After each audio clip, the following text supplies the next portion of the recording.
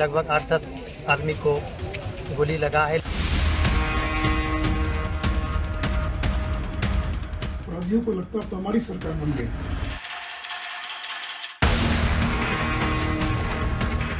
बहुत चिंता का विषय है और बिहार के लोग दहशत में जी रहे हैं, लोग भयभीत हैं।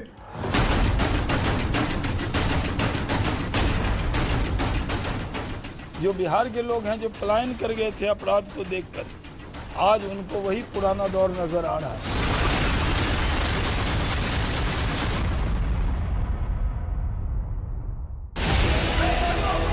बेगूसराय में सन्न कर देने वाला अपराध हुआ है। ऐसा अपराध जो सनक में आकर किया गया है। 2 बाइक पर बदमाश आए राष्ट्रीय राजमार्ग 28 और 31 के बीच 4 थाना क्षेत्रों से होते हुए उन्होंने 28 किलोमीटर के दायरे में ताबड़तोड़ गोलियां दागी। जो भी उन्हें दिखा उन्होंने उसे शूट कर दिया। सबसे पहले अपराधियों ने बछवाड़ा थाना क्षेत्र में गोलियां दागी। यहाँ गोली चलाकर वो निकल पड़े आगे। अगला गोली कांड उन्होंने तेघरा में किया। तेघरा में गोलीबारी करने के बाद अपराधी आगे निकले और पहुंचे फुलवरिया। यहाँ बदमाशों ने 2 लोगों को गोली मारी। फुलवरिया में ही बदमाशों की गोली के शिकार पंचायत समिति सदस्य चंदन कुमार हो गए, जिनकी मौत हो गई। फुलवरिया में गोलीकांड को अंजाम देने के बाद बदमाश आगे बढ़े और चकिया थाना क्षेत्र में गोलियां चलाई। तो बेगूसराय में घटी हो क्या था?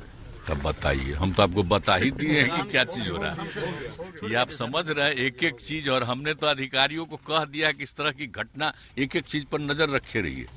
हम तो कर ही रहे हैं कि जब एक बार हो गया तो इसका मतलब समझ लीजिए कहीं भी कुछ हो सकता है, तो देखने लीजिए। तो हम सब करवा रहे हैं।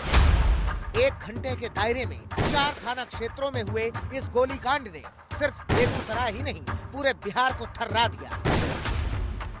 दिन के उजाले में बाइक पर सवार आते हैं और निर्दोषों की छाती छलनी करके चले जाते हैं और बिहार पुलिस अपराधियों को तलाश तक नहीं पाती। कुर्सी कुमार को हमने चाणक्य बनकर चंद्रगुप्त के रूप में बैठाया था, लेकिन आज वो खुद जाकर के उसी जगह पर बैठ गए जहां अराजकता जंगल राज को जनता राज कर रहे हैं। अब ये उससे भी 2 कदम आगे निकल गया। ये गुंडा राज है। गुंडों के हवाले बिहार को थमा दिए अपने स्वार्थ और महत्वाकांक्षा के लिए।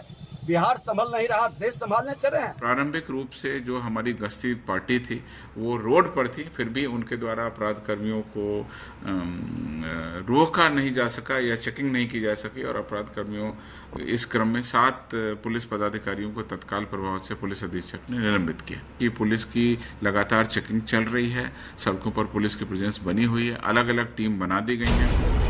7 पुलिसकर्मियों को सस्पेंड जरूर कर दिया गया है, मगर जिस तरह का गोलीकांड हुआ है उसने बीजेपी को एक बार फिर से नीतीश सरकार पर निशाना साधने का मौका दे दिया।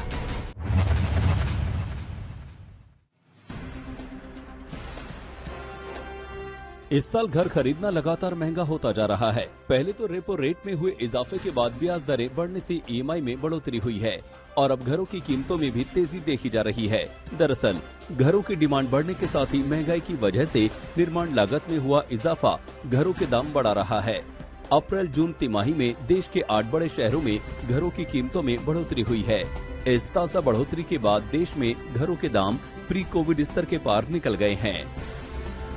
अगर अलग अलग शहरों में घरों के दाम में हुए इजाफे की बात करें तो अप्रैल जून तिमाही के दौरान दिल्ली एनसीआर में घरों की कीमतों में सबसे ज्यादा 10% की बढ़ोतरी हुई है और अब इनका औसत दाम 7,434 रुपए प्रति वर्ग फीट हो गया है। अहमदाबाद में घरों की कीमतें 9% बढ़कर 5,927 रुपए प्रति वर्ग फीट हो गयी। हैदराबाद में 8% बढ़कर 9,218 रुपए प्रति वर्ग फीट। कोलकाता में भी 8% बढ़कर 6,362 रुपए प्रति वर्ग फीट। पुणे में 5% बढ़कर 7,681 रुपए प्रति वर्ग फीट हो गई। बेंगलुरु में घर का दाम 4% बढ़कर 7,848 रुपए प्रति वर्ग फीट। मुंबई मेट्रोपॉलिटन रीजन में 1% बढ़कर 19,677 रुपए प्रति वर्ग फीट। चेन्नई में 1% बढ़कर 7,129 रुपए प्रति वर्ग फीट। दिल्ली एनसीआर में प्रॉपर्टी के सबसे ज्यादा दाम गुरुग्राम में बढ़े हैं और यहां पर इनकी कीमत 21% बढ़ी है। इसके बाद नोएडा एक्सप्रेसवे का स्थान रहा है। ये बढ़ोतरी भले ही डिमांड में इजाफे की वजह से हुई हो, लेकिन होम लोन की ब्याज दरों में बढ़ोतरी की वजह से मांग पर मामूली असर पड़ने की आशंका को भी नकारा नहीं जा सकता है। हालांकि फेस्टिव सीजन तक घरों की डिमांड में तेजी बने रहने का भी भरोसा है। आदित्य के राणा, आज तक।